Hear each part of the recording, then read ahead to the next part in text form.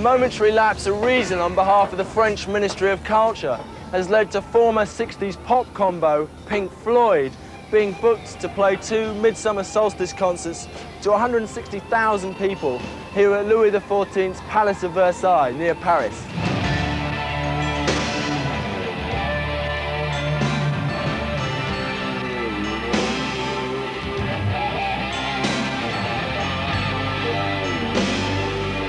All in a day's work for a group who do everything on a huge scale. Like Texans to the Floyd, big is beautiful.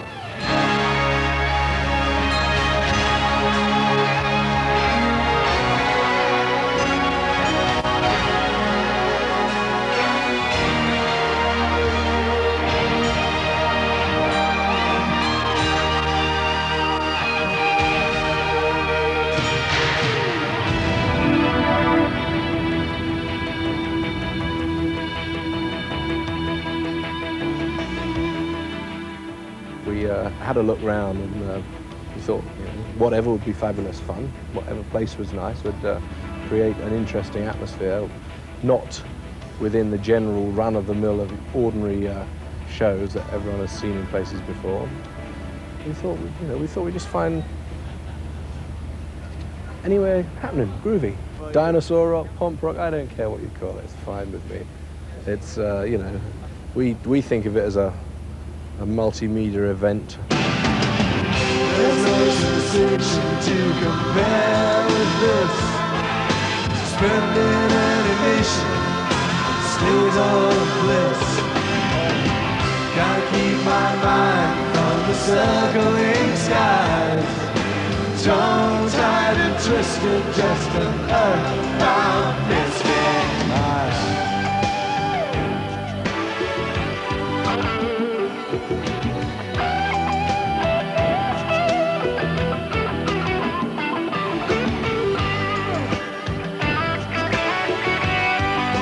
Well, there's always a tremendous atmosphere, and I think actually, if anything, that's one thing that's really kept the enthusiasm going.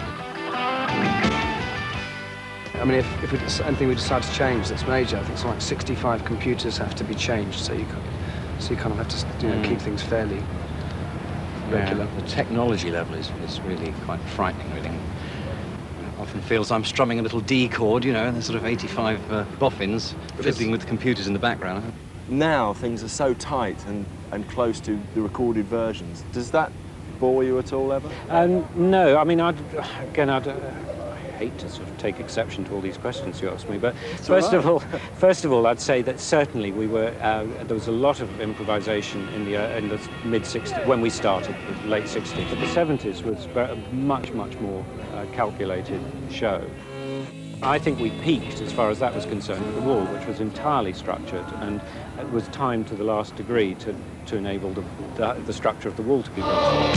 Stage manager, Howard Hopkins. The other half of we, production Hi director, there. Robbie Williams. What do you do with that thing after the show? Jonathan Walton. JT, man, the best. Right now look at this motley crew. Look at these guys. Okay, this is the team. This is part of the team. So you're the lighting director? I'm the lighting director. So what's the challenge in making a light show like this? Having everybody hang around all the time. Warning, run away. Keyboard player. Why have all the musicians got video recorders? I'm having a great time. Yeah? Yeah, man. How far have you been with them? I started with them last August. Yeah? We've been on the road a year. What's the feeling about playing somewhere like this? Look at that.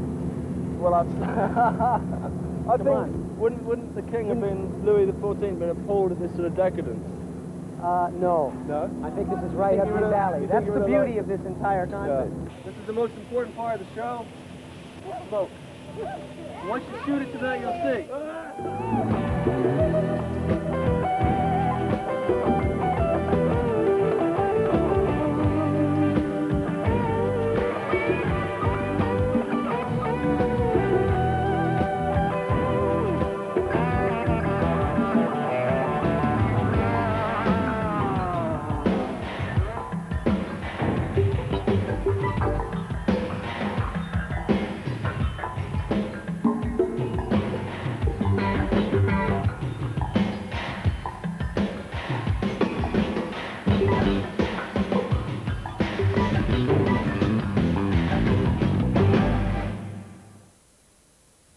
Can I ask about your writing on the new LP?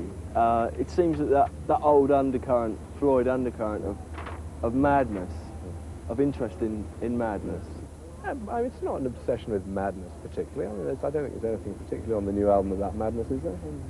It strikes me that not so much madness, more depression. Well, Pointlessness of life, almost. Yes, well, that's something that I think about. I don't know, it's from a different angle than the way Roger wrote, but I don't know, maybe it's catching. So sometimes in my darker moments I ponder on those things and sometimes write about them. Is that when you write, in your darker moments? Often, yeah, because the darker emotions tend to be the more powerful ones. And it's hard to write a happy song. How much effect Except for John Denver. did Syd Barrett have on you? Because it strikes me you were the closest to him. You taught him a lot of the guitar playing. We were friends from when we were 14. We went on holidays together in the south of France, camping in tents and being arrested together on the front in Saint-Tropez for busking and all that stuff. I see the group for the first time in my life. This time? This evening. So for the first time. You like from the records? Yes, I like it very much. Have you heard of Syd Barrett? Yes. Early member. What do you think has happened to him? The greatest. It'd be a wonderful thing if one could imagine that Syd would become well again and everything would be happy and rosy, but the world doesn't work like that, so I'm sure that would... And his relevance in Pink Floyd wouldn't, I mean, that would not be, you know, when he left, there was very soon no relevance, really, for his type of thing.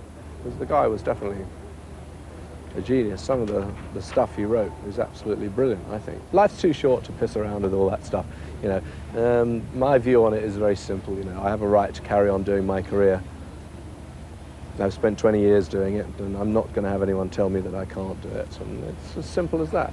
As long as I carry on doing it well, to the best of my ability, and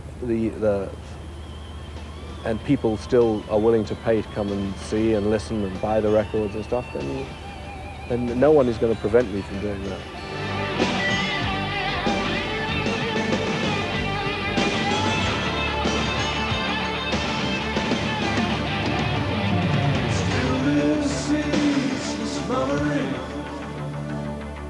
The babbling that I grew.